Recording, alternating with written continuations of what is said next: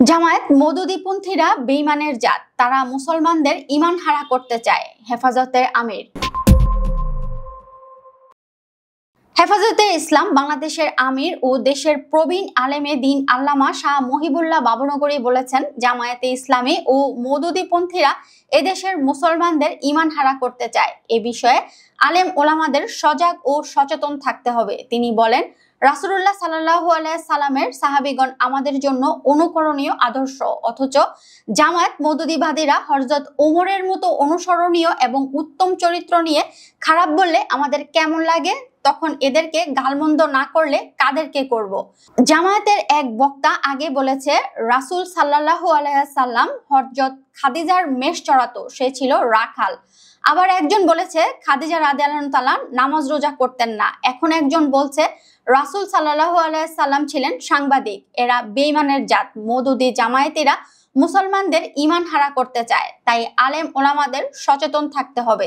বুধবার Hathazari high school মাঠে আল আমিন সংস্থার উদ্যোগে আয়োজিত 3 দিন ব্যাপী তাফসিরুল কোরআন মাহফিলের প্রথম দিনে প্রধান অতিথির বক্তব্যে তিনি এসব কথা বলেন।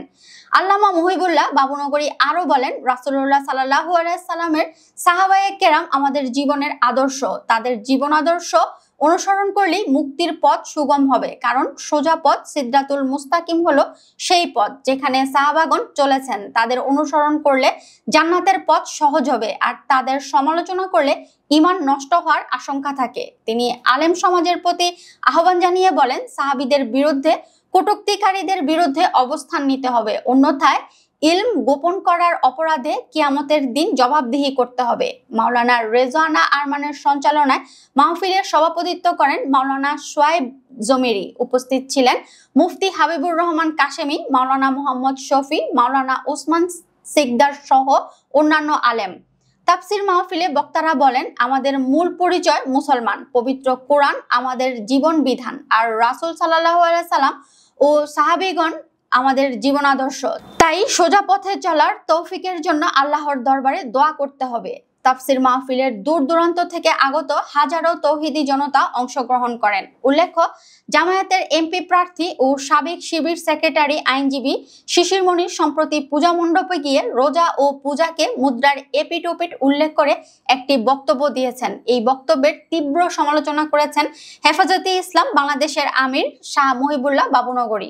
শুক্রবার রাতে চট্টগ্রামের হাটহাজারী পার্বতী মডেল সরকারি উচ্চ বিদ্যালয় মাঠে শানের রেসালাত সম্মেলনে হেফাজতে আমির বলেন, মওদুদী ফিতনা প্রতিহত না করলে দেশে ইসলাম থাকবে না। মওদুদীবাদীরা সাহাবাগণকে সত্যের মাপকাঠি মানে না, ইসলামের পর্দা প্রথাকে তারা অস্বীকার করে। জামায়াত নেতা শিশির মনির পূজা এবং রোজাকে এক আখ্যায়িত করে ঈমান হারা হয়েছেন। প্রধান অতিথির বক্তব্যে মহিবুল্লাহ বাবুনগরী জামায়াতে ইসলামীর সমালোচনা করে আগামী সংসদ নির্বাচনে দলটিকে ভোট না দেওয়ার আহ্বান জানিয়েছেন। তিনি বলেন, কুফরি যাতে প্রতিষ্ঠা করতে না পারে সামনের নির্বাচনে ভোট দেয়া যাবে না। যারা পূজা আর রোজা একই বলে, এগুলো কি ইসলাম? নবী ও রাসূলদের দেখানো সোজা রাস্তায় চলতে হবে, তাহলে দুনিয়া ও আখিরাত ঠিক থাকবে। সাহাবা কেরাম সত্যের মাপকাঠি, তাদের দেখানো রাস্তা সোজা রাস্তা। হেফাজতে ইসলাম হাটহাজারী উপজেলা শাখা এই সম্মেলনের আয়োজন করে। সম্মেলনে বিশেষ অতিথির বক্তব্য দেন হেফাজতের সিনিয়র নায়েবে আমির ও হাটহাজারী মাদ্রাসার মহাপরিচালক মুফতি খলিল আহমদ কাশেমি।